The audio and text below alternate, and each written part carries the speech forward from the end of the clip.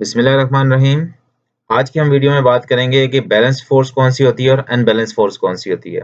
जिस तरह हम पिछली वीडियो में बात कर चुके हैं फ़ोर्स से रिलेटेड, तो उसी को आगे लेके चलते हैं। फ़ोर्स एक वेक्टर क्वांटिटी है, मीन इसकी एक डायरेक्शन भी होती है और इसके एक मैग्नीट्यूड भी होता है।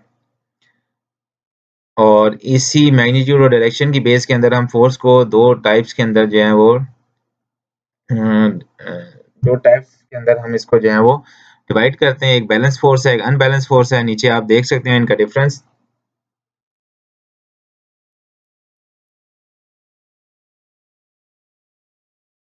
अब आप देख सकते हैं हमारा जो डायरेक्शन ऑफ फ़ोर्स है बैलेंस में, वो लेफ्ट से राइट है या राइट से लेफ्ट है। और मैग्नीट्यूड एक साइड से आप देख सकते हैं एक दीवार के ऊपर या एक ईंट का एक पीस है जिसके ऊपर एक बंदा फ़ोर्स लगा रहा है। तो एक साइड से फ़ोर्स लग रही है 5 न्यूटन की, दूसरी साइड से भी 5 न्यूटन सी, जबकि एक साइड से जो हमारी फ़ोर्स है वो लेफ्ट से राइट है और दूसरी साइड से हमारी जो फ़ोर्स है वो राइट से लेफ्ट है। मीन्स एक इक्विलिब्रियम स्टेट है, नेट फ़ोर्स हमारी 0 है और जो हमारी टोटल फ़ोर्स है वो निकल रही है F1 plus F2 means +5 -5 equal to 0 means ये बैलेंस फ़ोर्स है। दोनों साइड से हमारी एक जितनी फ़ोर्स एक ईंट के ऊपर या एक हार्ड रिजिड आइटम के ऊपर हम अप्लाई कर रहे हैं, तो हमारी जो फ़ोर्स है इससे हमारी पता चलती है हमारी बैलेंस फ़ोर्स है। दूसरी तरफ आप देख सकते हैं अनबैलेंस फ़ोर्स के अंदर आप देख रहे हैं कि सेम मटेरियल है, दो तरफ से फ़ोर्स लग रही है। एक साइड से जो है वो जो फ़ोर्स का मैग्नीट्यूड है वो 5 है न्यूटन और दूसरी साइड से हमारा -3 है। तो हम सेम फ़ॉर्मूला अप्लाई करेंगे, आपकी डायरेक्शन जो है वो दोनों में सेम है, लेकिन मैग्नीट्यूड जो है वो फ़र्क है। मीन्स हमारी जो फ़ोर्स है वो बैलेंस नहीं है जबकि वो अनबैलेंस है।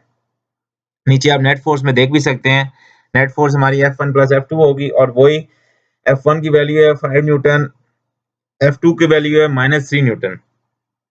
तो हमारी जो नेट फ़ोर्स आती है वो आपकी है 2 न्यूटन। इससे हमारा ये पता चला कि ये हमारी नॉन इक्विलिब्रियम स्टेट है और जो हमारा ऑब्जेक्ट है वो मूव कर जाएगा लेफ्ट से राइट की तरफ, क्योंकि बैलेंस फोर्स हमारी नहीं है। दूसरी तरफ जो बैलेंस फोर्स है उसमें आप देख सकते हैं हमारा जो ऑब्जेक्ट है वो कांस्टेंट रहेगा, इक्विलिब्रियम स्टेट में रहेगा। जबकि हमारी अनबैलेंस फोर्स में आप देख सकते हैं कि जो हमारा ऑब्जेक्ट है, जो भी हमारा हार्ड रिजिड आइटम मौजूद है जिसको फोर्स अप्लाई की जा रही है, वो आपका है वो स्टेबल नहीं रहेगा। तो ये आपने छोटा-सा एक डिफरेंस देखा है बैलेंस फोर्स और नेट फोर्स और अनबैलेंस फोर्स के अंदर। तो अब थोड़ा-सा नीचे इसकी डिस्क्रिप्शन भी देख लेते हैं। बैलेंस फोर्स को डिफाइन किया हुआ है। बैलेंस फोर्स में हमारी जो है वो फोर्सेस जो है वो बैलेंस होती हैं दोनों साइड से। मैग्नीट्यूड जो है वो भी सेम होता है, लेकिन उसकी मैग्नीट्यूड की जो एक पॉजिटिव में होगा, एक नेगेटिव में होगा, लेकिन जो डायरेक्शंस हैं वो ऑपोजिट होंगी। तो इस वजह से जो है हमारा जो इक्विलिब्रियम स्टेट आ जाता है बैलेंस फोर्स में, क्योंकि हमारी जो फोर्स एक राइट टू लेफ्ट फोर्स और left to right force same होती है, सिर्फ उसमें आपका जो है डिफरेंस होता है उसमें ऑपोजिट डायरेक्शन की वजह से उनके जो मैग्नीट्यूड है वो एक का पॉजिटिव होगा, दूसरे का नेगेटिव होगा। बाकी हमारी जो डायरेक्शन है वो डिफरेंस होगी, फोर्स सेम होगी और इसकी वजह से हमारा जो है इक्विलिब्रियम स्टेट मेंटेन करेगा। अब बात कर रहे हैं अनबैलेंस फोर्स के ऊपर। अनबैलेंस फोर्स में हमारे जो है वो डिफरेंट मैग्नीट्यूड होंगे, ऑपोजिट डायरेक्शन होंगे और जो है इसमें जो है हमारा नॉन इक्विलिब्रियम स्टेट जो है वो कायम हो जाएगी।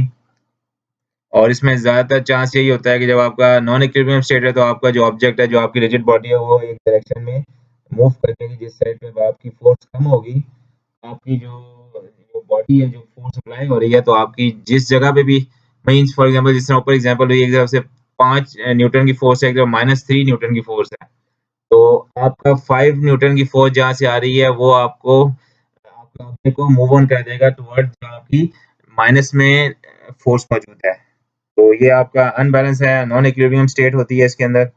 और नीचे आपको बताया गया है what is net force. Net force आप ऊपर भी देख चुके हैं, जब आपने सम निकालना है कि राइट टू लेफ्ट फोर्स और लेफ्ट टू राइट फोर्स का आपका टोटल फोर्स है वो क्या आ रही है, तो उसको फाइंड आउट करने के लिए हमारे पास फॉर्मूला मौजूद मौजूद है कि एफ एफ नेट, जिसे आप नेट फोर्स कहते हैं, वो होता है F1 प्लस F2 F3 में जितने भी फोर्सेज हैं। फॉर एग्जांपल एक साइड से आपकी 4 फोर्सेज हैं, दूसरी साइड से आपकी 4 हैं, लेकिन ऑपोजिट इन डायरेक्शन है और सेम इन मैग्नीट्यूड है, तो आपका इक्विलिब्रियम स्टेट मेंटेन करेगा।